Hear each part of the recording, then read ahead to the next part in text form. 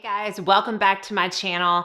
I am back today with another good old-fashioned foundation review. My absolute, probably favorite video to film because foundation is my favorite makeup category. And we're going to be talking about the brand new Makeup by Mario Surrealskin foundation.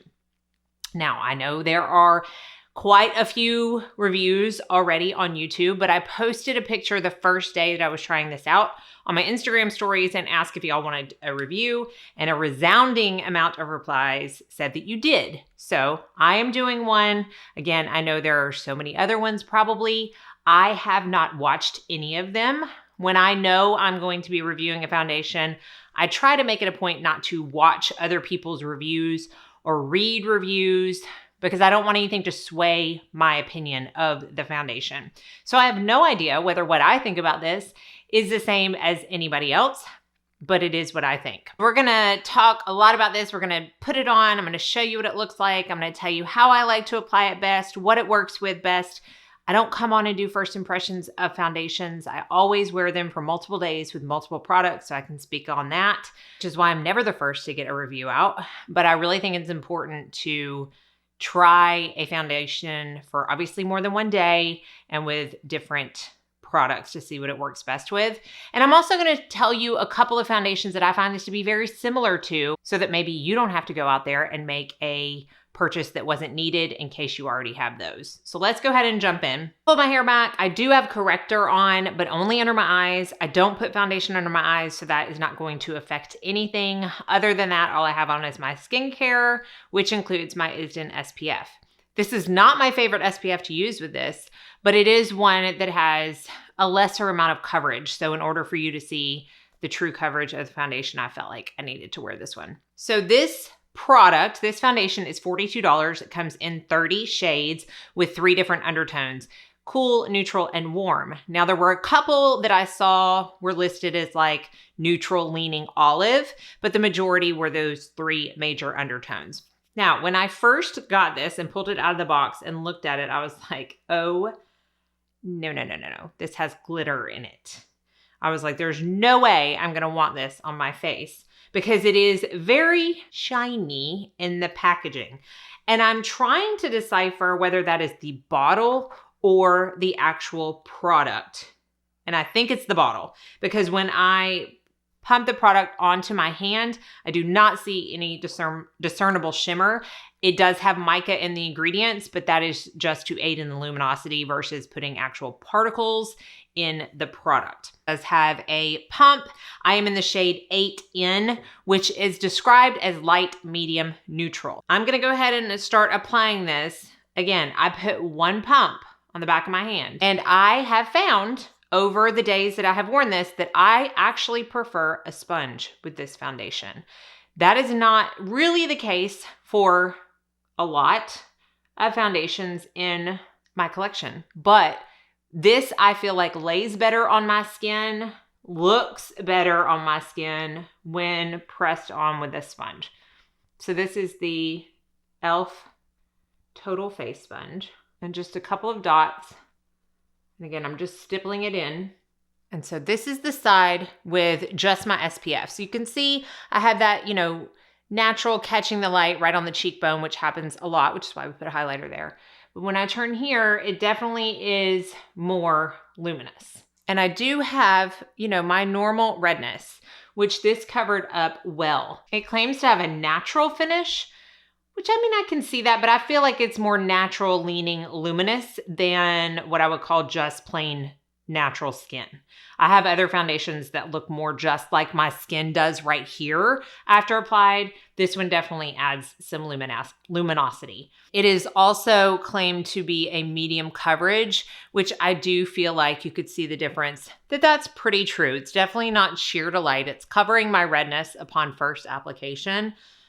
I don't really have anything else that I want to cover, so I can't say whether or not it's buildable, but with the formula being the way it is, if I had to guess, I would say it probably is not going to build up farther than the medium coverage it has to begin with. I think the color is pretty spot on. When I first applied it the first day, I was like, oh, this looks kind of maybe kind of light for a light medium, but it ends up working. I almost feel like it kind of works with my skin to meld into being the correct shade. It doesn't oxidize, but I do feel like it ends up being a little bit better for me than when I first apply it.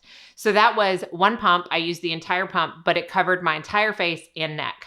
I personally think that you are not going to necessarily like the finish of this product if you use more than that. I just feel like you don't need more than that. I feel like it could be a little thicker than you want if you put too much product on. I like that you only need one pump. It just means it's going to last longer. So here we go, showing you the finish and the coverage straight on the skin. Very easy to blend out. It is, again, hydrating looking. It does have squalane in it. Now, the copy on the Sephora site in the ingredient callouts says squalene. The ingredient list says squalane. Pretty sure it's squalane. That helps with moisture. It also has grapeseed oil in it, again, to help with moisture. And then it says it has perfecting powders, which is supposed to help with the kind of smoothness and texture of the foundation as it lays on the skin. And one more ingredient call out, it does have coconut alkanes. That is not the same as coconut oil, but some people can be sensitive to that, so I do want to call that out. Otherwise, the ingredient list is actually pretty short for a foundation. I'm not going to say it's short, like it doesn't have 3 ingredients, but it is definitely not what some other foundations that I have used, tried, or even currently have in my rotation have in their ingredients list. I mean, there are some that are like that long, and this was pretty succinct and from what I could tell, did not have any ingredients that would be worrisome unless, of course, you absolutely cannot do oil in your foundation or you are susceptible to having reactions to any coconut ingredients at all. So something to keep in mind. I'm going to finish up my full face and I'm going to come back and tell you my final thoughts, who I think would love it, what I think it works best with, and what I think it's similar to. All right, makeup is complete. So let's get into the nitty gritty. I'm going to tell you what I'm wearing today as far as powder, and I am using the MAC Mineralized Skin Finish Natural. This is my favorite powder that I have tried so far with this foundation, and typically it is my Aeropress powder. I feel like every time I do a foundation review, I'm like, that powder looks great over this. And it didn't look bad, but this one looks better. It just looks better. It's just not, it looks just like the foundation. Very skin. And this is what it looks like with the powder. So again, I just feel like it is very skin-like. A little bit of the luminosity has gone down. And even when I went to go sit at my other vanity to finish up my makeup, I realized that it wasn't as luminous as when I first applied it. And I have realized that over the few days that I have used it. So the luminosity does dial down, in my opinion, and it does tend to be more of that natural finish that it claims to be. I have tried this with the Aeropress powder. I've tried it with the Say loose powder, Air Set loose powder, and I've tried it with the MAC. I like it with the Say and the MAC. I didn't love it with the Aeropress, but I think that might also have to be with the fact that I had a very flaky skin day that day. And I will go ahead and tell you, I did not like the foundation that day. It did not look good over flakes. Other people might have like uber dry skin with visible flakes and think it looks great, but it did not perform well over that. It made the texture look even worse than it did without the makeup, and it just didn't look good. I wasn't a fan of it. So that might be why I wasn't a fan of the powder on that day. But I do think that if you have visible dry flakes, this might not be the one for you, at least for me. Like if I have another day where I have flaky skin, this is not going to be the one that I reach for. I've tried it with my ISDIN SPF, which I have on today, and I've tried it with my Elta&D UV Elements. And I really think I prefer it with the UV Elements. And I only think that's because I feel like that one's a little bit more moisturizing on my skin. And that combined with the foundation makes it look even more hydrated and skin-like than with the ISDIN, although it doesn't look bad with the ISDIN. I don't use primers, so I can't say if one primer looks better over the other. I consider like my SPF, even though it's part of my skincare routine, to be my primer. So that's why I always tell you which ones I try with the foundation and if I like one over the other. And again, I've touched on this already, but I do prefer it with a sponge. Overall, I feel like this is a very pretty foundation. I don't have any issues with wear. It didn't flake off, break apart. I've worked out in it. I've sweated in it. I have done nothing in it. I've had lazy days in it. Like it's pretty consistent on the wear. And I don't feel like there's any set time where it starts to not look as good as it did when I first applied it. Typically, when I go wash my face at night, no matter how long I've had it on, it still looks decent, except for that day where I had the flakes. I think no matter what age you are, you're going to appreciate this foundation. If you have, normal to dry skin, if you have oily skin, it might even work for you. If you like a luminous skin-like foundation, I do think you might have to prime accordingly, though. I don't know that it is going to be the best without some kind of extra help on super oily skin. All of that to say, I don't find this to be a super groundbreaking foundation by any means. I'm not like, oh my goodness, it's in my top 5. It's fabulous.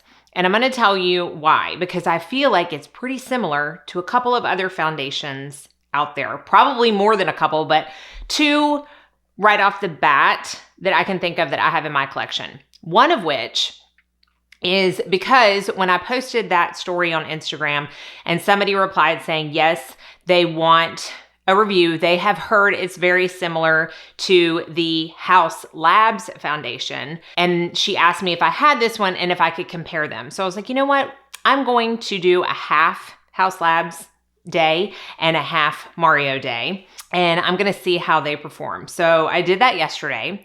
And I'm going to tell you, there was almost no difference on my skin. Almost no difference. Now, to my eye, I could see the I'm talking like 2% difference of the Mario being a tad more skin-like. I used the same amount on each side. I used a half a pump of each.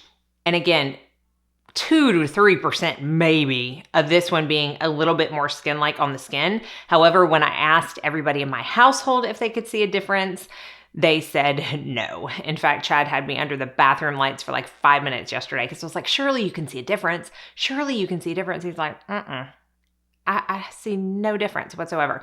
They are very similar. Very, very similar. They're a little bit different in texture. This one I feel like it's maybe a tad bit thinner. But other than that, the end result, the wear time, the look, the coverage, very, very, very similar. Another one that I found when I was looking at my collection that I feel like it's pretty similar to is the Lancome Teint Idole Ultra Wear Care and Glow. This one is a little bit more luminous than the original Teint Idole, which is one of my favorite foundations of all time. And they are very similar on the skin as well. So I feel like because of that, if you have either one of these foundations, I do not think you need to go out and buy this. Personally, if you have the Mario, don't have these, I don't think you need to go out and buy these either. They're just so very similar. And for that, I don't find it groundbreaking. It's a very pretty foundation, as are these. And there's really nothing wrong with it other than the fact I don't think it wears well on flaky skin. But other than that, I mean, it's just good, but it's not something I'm gonna be like, oh, it's so fabulous, but it's good. It's a pretty foundation. I'm not sad that I have it. I am kind of glad I used a gift card to buy it, but it is a good foundation. I do hope to be able, especially in the future, to start comparing some foundations that I use to other ones that I have in my collection or have tried in the past, because the beauty industry is so inundated. I mean, I cannot keep up with the amount of launches that are happening. And I feel like every single year it just gets more and more and more and more. And people just think they need it and it's new and I want it. It's going to be better than anything I have. And sometimes that's the case. And a lot of times it's not. A lot of times you probably already have something in your collection that is absolutely beautiful, almost 100% the same. And I hope that I'm going to be able to bring those comparisons to you more and more throughout this year as I do reviews. So hopefully this was helpful. Let me know if you have any questions. Let us know your thoughts on this foundation down in the comments section below if you have tried it out. And I will have everything listed and linked per usual in the description box below. Thank y'all so much for watching. Be sure and like and subscribe before you leave so you don't miss out on any future videos. And I hope you all go out and have a very blessed day.